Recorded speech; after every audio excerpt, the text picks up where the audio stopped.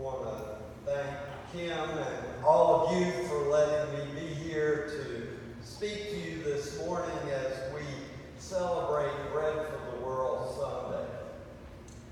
As I was thinking about what I wanted to share today and thinking about the way in which Bread for the World and the witness of this congregation fits into stewardship, it struck me that in many ways we are talking today about the stewardship of our citizenship.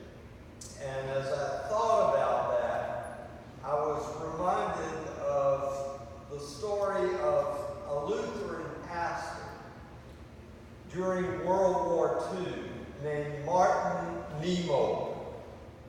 Martin Niemöller, in his early career, actually supported the rise of Hitler in Germany.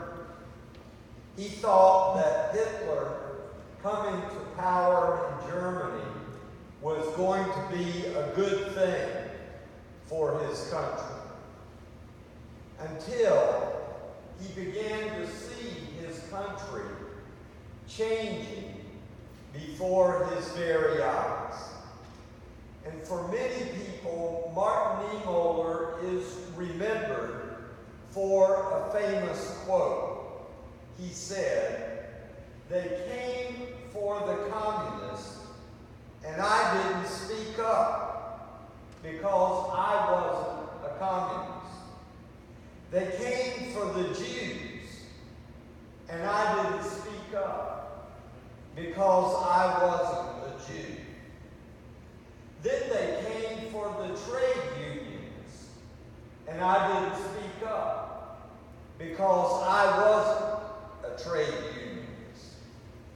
Then they came for the Catholics, and I didn't speak up because I was a Protestant. Then they came for me, and by that time, there was no one left to speak up." For his opposition to the Nazis, Martin Niemöller was put in prison in 1938, and he served in prison until 1945. He narrowly escaped execution, and after the war, he expressed his deep regret about not having done enough to help the victims of the Nazis. So today we celebrate Bread for the World Sunday. Today we celebrate the opportunity that we have in this country to be good stewards of our citizenship. Bread for the World is a collective Christian voice urging our nation's lawmakers to do all they can to end hunger in this country and around the world. As we are reminded in the book of Proverbs, we are to speak out and to speak up on behalf of those who cannot be heard in this world. We are to speak up and to speak out for the rights of the poor and the voiceless in our world. Those among us, those around us, and those around the world who otherwise will not be heard. Jesus said, "Whoever welcomes you welcomes me. And whoever welcomes me," said Jesus, "welcomes the one who sent me. And whoever gives even a cup of cold water in my name, in the name of a disciple, to one of these little ones, truly I tell you," he said, "they will not lose their reward." We all remember in Matthew chapter 25, Jesus said, "For I was hungry,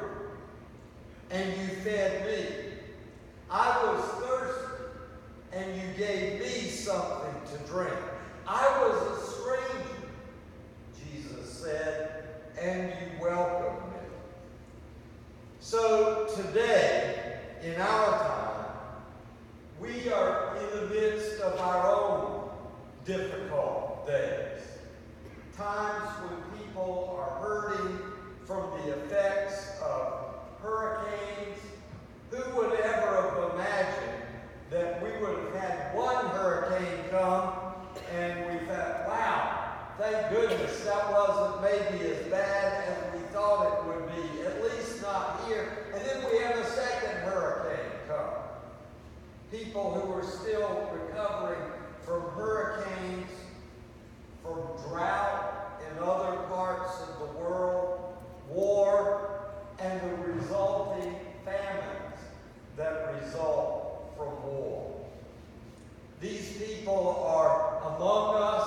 We know people who've been affected. They're around us in our community, in our state, and they are around the world. People are showing up on our own doorsteps. People are showing up on our southern border.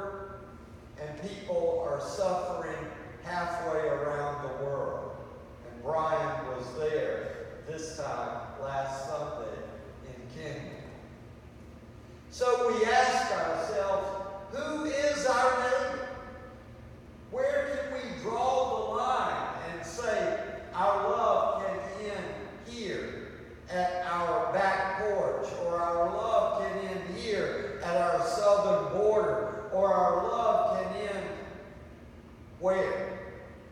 Who is our neighbor? And of course, the truth that the gospel teaches is that they are all our neighbors because they are all in need. And God has given us, blessed us with what they need. So here at Sedgefield Presbyterian, your mission is very much focused around the issue of hunger. You feed hungry children each summer in the summer feeding program. You feed hungry people in our community through the Greensboro Urban Ministry. You help people learn to prepare healthy food through your Cooking Matters program here at Sedgefield. You also collect pennies for hunger each Sunday that help feed people here and around the world. And finally, as Jen Reed said, this congregation is a covenant church with Bread for the World. And so it is very true that this is a hunger action congregation, because by your actions you have focused the mission of this church in a way that helps to feed hungry people among us, around us, and around the world. So one of the first things I want to do this morning is say thank you. Thank you for what you are doing here at Sedgefield to feed hungry people. But guess what? There's still work to be done. Amen? Here in North Carolina, it's hard to believe in a state like ours, but 1 in 7 families has trouble putting food on the table every night. Here in North Carolina, 1 in 6 women lives in poverty. Here in North Carolina, our own beloved state, 1 in 5 of our children lives in poverty. In fact, we know that food follows money. And in North Carolina, an individual must earn $15.20 in order to provide food for their family. $15.20 per hour. And yet, we know that the state minimum wage is only $7.25 per hour. And so no wonder 1 in 7 families in our state has trouble putting food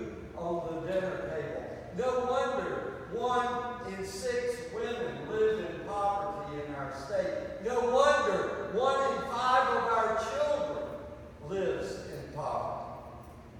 And so ending hunger in our state and in our country requires political will, as well as comprehensive solutions that enable people to move toward financial sustainability. So what can we do?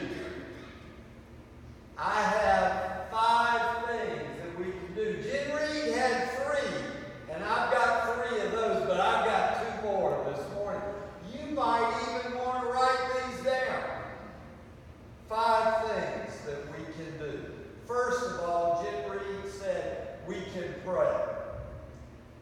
That's the first thing we can always do, is to pray for the end of hunger in our community, in our state, and in our world.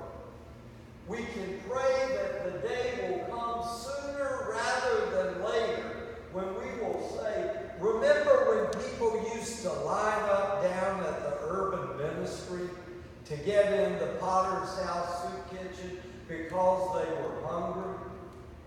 Remember that? We should pray each day for the end of hunger in our community and in our world. Number 2, we can fast. We can skip a meal once a month around the 21st of the month, because that's when, for many people, their food stamp benefits are beginning to run out. At the urban ministry, we could always tell when we were getting close to the end of the month, because we had more and more people coming to the soup kitchen because their SNAP benefits were running out.